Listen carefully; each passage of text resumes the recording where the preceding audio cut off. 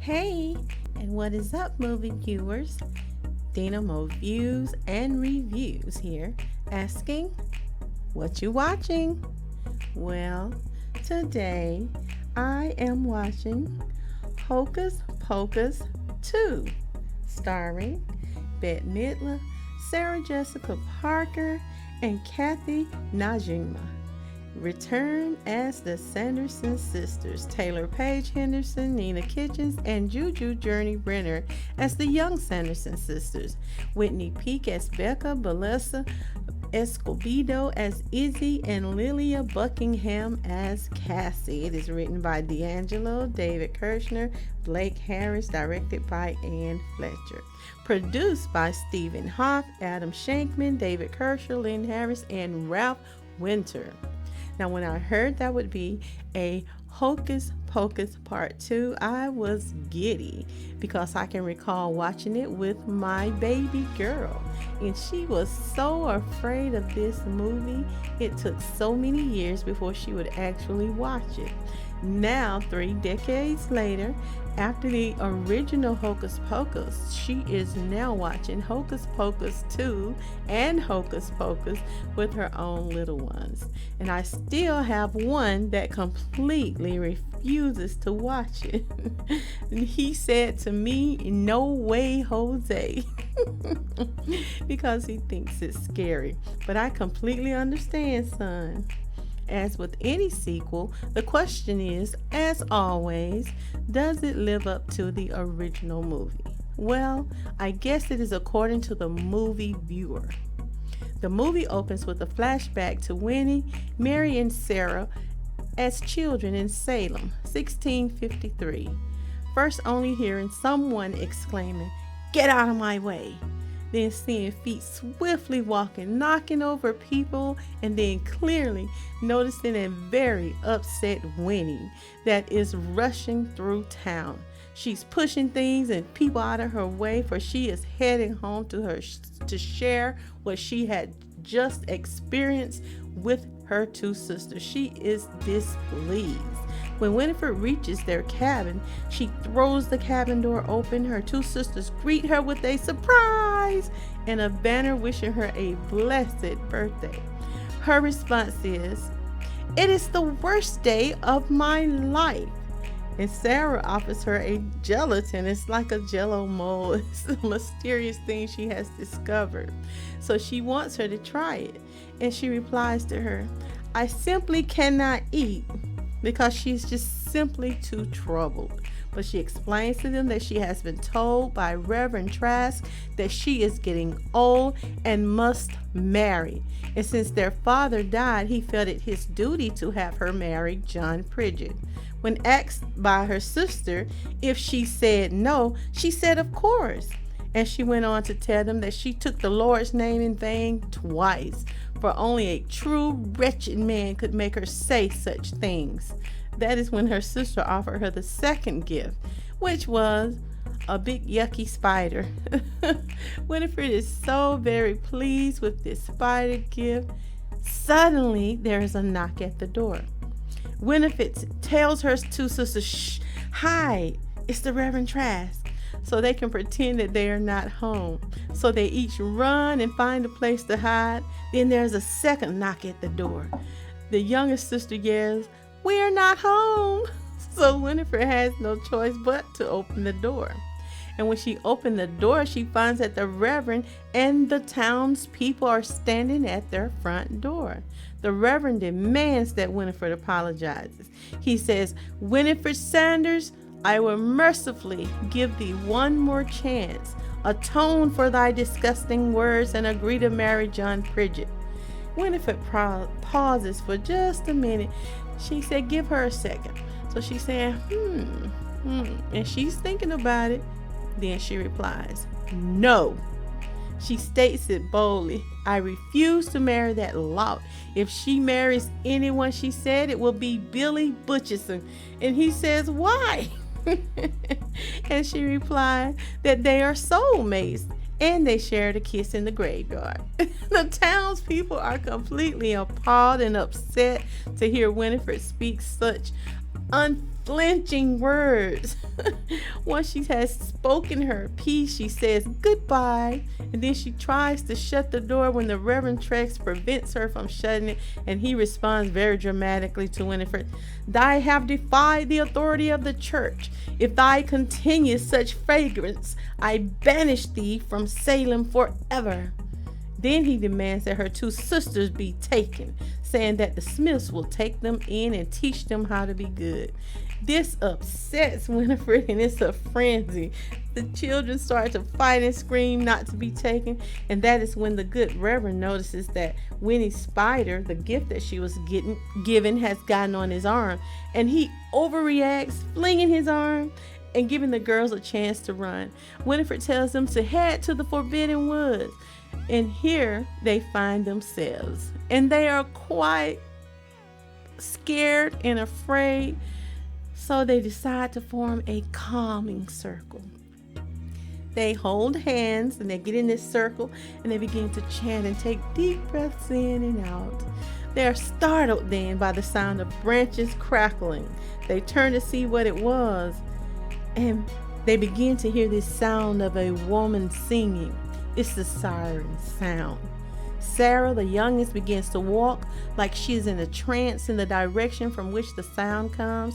Winifred rushes behind, but she and her sister are immediately stopped by a crow that was sitting on a branch observing them. It flies toward the three girls and transforms into a lady who grabs Sarah by the neck and begins to pour a green smoking liquid into her mouth. Winifred and Mary run to help their sister from the witch. They want to get her out of her clutches, and the witch simply holds up her right hand, and this causes the two girls to halt. She is holding Sarah by the other hand, holding her neck, and she takes out a flask and pours a green liquid that is smoking into her mouth, saying, "Thou looks thirsty, child." Immediately, Winifred breaks loose and screams, "Let her go!" grabbing the witch's arm, and this causes Sarah to fall from her grip to the ground. The witch is surprised by this. Then she takes a look at Winifred and she asks, "Why dost thou come into my woods?" Winnie explains, "They were going to take my sisters." The witch then says to Winnie, "Thou art different from the children I have eaten." She then smells her up. "They were right to fear thy temper." Winnie replies as if she is insulted, "I do not have a temper." The witch informed the sisters about the woods that they were in. She gives them the spell book with the eye and wishes her a happy 16th birthday. She gives her all the information about what has happened in the woods that they are in, and how the witches have used this place to maintain their magic and re-energize it. So she mentioned that they also have to eat children to stay young.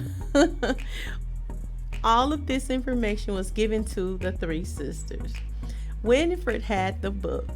They have the spell book with the eye on it, and Mary asked Winnie, "What shall we do with it?" So the next thing you see is that they are sneaking back into town. They want to get revenge on the good Reverend. They begin to recite aloud a smoke and flame spell. This causes the Reverend's house to catch fire. The Reverend runs out and rings a bell to alert others to come help him to put out the flames. He proclaims, "It is the work of the spider." At this point in the movie, it began to flash forward into present time, and it is Halloween. Now they are following Becca. Becca is riding her bike to school. It is Halloween, but it is also Becca's 16th birthday. Becca, along with two friends, Izzy and Cassie, have a ritual that they do each birthday. And they have been doing it since they were age 5. It was a way for them to celebrate their birthdays, where they would go into the woods and light a candle. And then they would do this little chant. I think they were just some witch wannabes. So they are getting prepared to go into the woods and do this annual thing that they do. They go to the Sanderson sisters gift shop to get the supplies so that they can go and do this ritual that they do every year, and they purchase a candle so that they can get it started. Same as in the last movie, they're being taught by someone the history of the Sanderson sisters in Salem. This time it is a black man. His name is Gilbert. He calls himself Gilbert the Great. Gilbert actually saw the Sanderson sisters when he was a child. When they came back in, 1993? He saw them as they were flying into the cemetery and before they actually disappeared. Gilbert is teaching customers about the Sanderson sisters' history, and he has the actual book of spells and lets everyone know that it contains the recipe to the potion that the sisters used to kill Emily Binks on Halloween night 1693. It resulted in the three of them being hung, but not before the sisters could cast the curse. And the curse is that if a virgin should light the black flame candle on All Hallows Eve to the full moon in the sky, they vowed that they would one day come back and get their revenge on all of Salem. Little do the two girls know that Gilbert has actually recreated that same black candle, and the one they are using to do their ritual actually brings the Sanderson sisters back to present day. So they light this candle and these three sisters come right back. And they are back and they are singing the song, "The Witches Are Back." I like that song.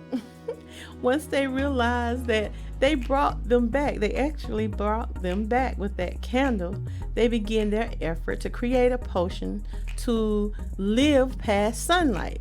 They must get a teenager's soul to steal. This movie had some amusing parts in it, and this is why I am giving this movie 2 stars out of 5. 2 of my babies actually chuckled a lot at the movie and found parts of it completely hilarious. You know, it is always difficult for the sequel to live up to the benchmarks of the original movie. Now, my mom is a big fan of Bette Midler, and I used to like watching her perform as well. So I really like watching these Hocus Pocus movies to see what dances and songs they're gonna do. And although there were some, I still think that the first Hocus Pocus had a much better storyline. And I gotta admit, I really liked the first Hocus Pocus, but I enjoyed the rendition of "I Put a Spell on You" from the first Hocus Pocus. Oh, I like that one. In this movie, they did the song "One Way or Another." It was okay, but I still like the performances in the first one the most. Now, although it tickled me, I gotta say, when the teenagers was trying to convince the sisters that they are not actual teenagers, they told them they were actually 40 years old because the sisters were looking for teenagers that they could take their spirit to help them to stay alive. But they went on, the teenagers, they convinced the Sanderson sisters that they don't have to brew potions anymore. Nowadays, they can just go to the store and buy the potions that they need. It's already done. It already has the children's souls that they are looking for included in it. So they assume this, take their words at it, ask to be taken to this place where the potions are. And the teens end up taking them to a Walgreens. That was pretty funny. They are opening and drinking all kind of beauty products. And then one of them looked at a bottle and was like, "What kind of child's name is retinol?" And they would drink it. It was pretty funny. I know I laughed and my babies were laughing. But I always honestly ask myself when I am watching these movies, where are the parents? They are always missing in action. There is no real parental supervision. Always always the children are away from home. They are spending an awful lot of time out and about, and the parents are always so nonchalant. You never know where they are. And I'm seeing this a lot in these new movies. Also, there were parts of this movie that included drag queens from RuPaul's Drag Race. And to no one's surprise, like I said, the children are left to battle and fight the impending threats that the sisters bring with their intent to annihilate those in Salem.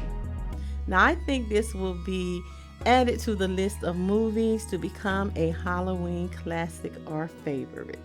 Hocus Pocus 2 is rated PG, and if you would like to check out Hocus Pocus 2, you most certainly can, because it is now streaming on Disney+. Once you have watched it, leave me a comment on your thoughts on this movie and let me know how you would rate it.